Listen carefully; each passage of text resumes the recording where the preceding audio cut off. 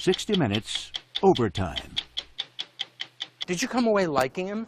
Yeah, I ended up liking him. I liked him when I first met him. Walter Isaacson did more than 40 interviews with Jobs. In most of those interviews, Walter taped them. He told us that he had them and that he would share some of them with us. All right, we got our work cut out for us. Graham Messick, the producer, listened to the tapes.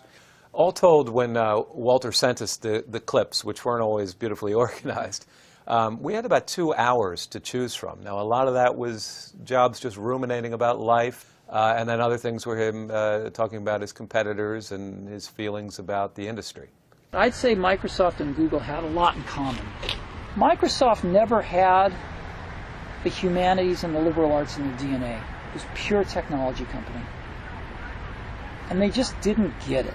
Even when they saw the Mac, they couldn't even copy it well. How dumb do you have to be to not see it once you see it, you know? But Google's the same way. They just don't get it. Jobs had had a big fight with Google. He thought Google had ripped him off of the Android operating system. So he gets a call from Larry Page. He says, I want to come by. I'm going to become the CEO of Google. I want tips. At first, Steve Jobs said, you know, his instinct was to say, hey, screw you, forget it. You know, you've ripped us off. I'm not going to deal with you. But then Jobs says, you know, I was mentored by the great people of this valley, you know, Packard, Hewlett, all these people who set something in place in Silicon Valley.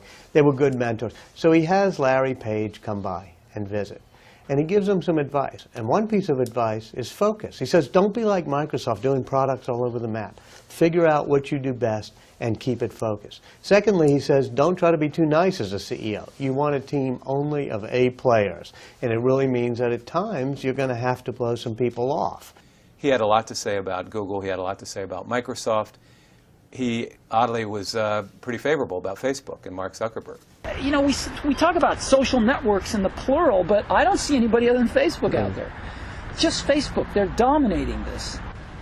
I admire Mark Zuckerberg. I only know him a little bit, but I admire him for not selling out, for wanting to make a company. I admire that a lot. I'd like to announce one of our first partnerships today, and that is one with Microsoft. And I happen to have a special guest with me today via satellite downlink.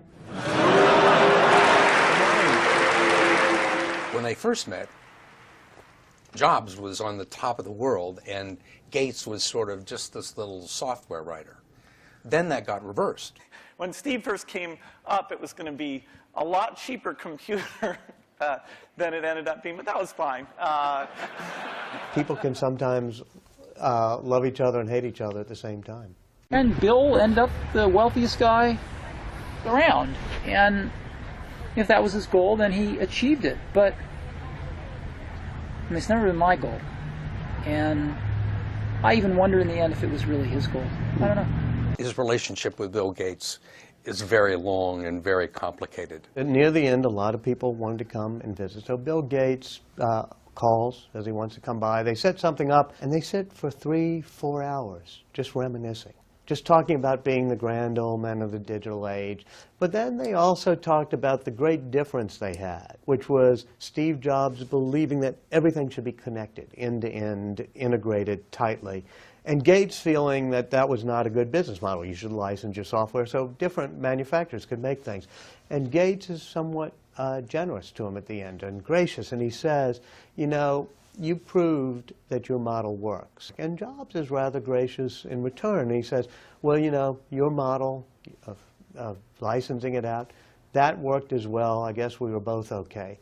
Then, of course, when Gates told me the story and recounted it to me, he said, what I didn't tell Steve was that it only works when you got a Steve Jobs. So I went and told that to Jobs. And Jobs, who can always be prickly, said, that's, you know, bull. Anybody could have done it. Of course, you need some taste to do it. And they said, well, you said that his model worked as well. He said, yeah, it works, but only if you don't mind making crappy products.